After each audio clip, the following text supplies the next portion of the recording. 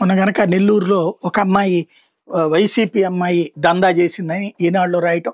అమ్మాయి తెలుగుదేశం మనిషి అని చెప్పి సాక్షి రాయడం. ఇదంతా ఒక ఎత్తైతే కల్తీ మద్యం ఆ మద్యం దొరికితే దొరికినోడు తెలుగుదేశం జయచంద్రారెడ్డి మనిషి తర్వాతన ఇంకొక మనిషి జనార్దన్ రావు మనిషి వీళ్ళందరూ మనిషి అని చెప్పి ఆ తర్వాత లేదు లేదు వీళ్ళకి జోగికి సంబంధం ఉంది జోగి కుట్ర చేయించాడని చెప్తే ఇప్పుడు తాజాగా ఆమదాల వలస కల్తీ మద్యం వ్యవహారం చర్చకొస్తుంది. అందులో దొరికినటువంటి నిందితులతో ఎమ్మెల్యే రవికుమార్ కోన రవికుమార్కి రిలేషన్స్ ఉన్నాయంటూ వీళ్ళు ఫోకస్ చేయడం ఫోటోలతో సహా ఫోకస్ చేయడం అన్నటువంటి పెద్ద చర్చనీయాంశమైంది. వైఎస్ఆర్ కాంగ్రెస్ పార్టీ వాళ్ళు ఆమదాల వాసని ఈ కల్తీ మద్యం కేసులో అమాయకులైన 2 సేల్స్ మెన్ల మీద కేసు నమోదు చేశారు. వాస్తవంగా నియోజకవర్గంలో ఉన్న 20 మద్యం షాపులు 15 అక్కడ ఒకళ్ళకే పక్షానే ఉన్నాయి. నిందితుడి పైడి ముఖలింగం ఎమ్మెల్యే కోన రవికుమార్కి బెనామీ అంటూ వీళ్ళు ఆరోపిస్తూ వస్తున్నారు. గోవాలో కోన రవికుమార్తో పాటు వైన్ షాప్ యజమానితో జరిగిన ఫోటోలు అంటూ కొన్నిటి ఫోకస్ చేసుకొచ్చారు.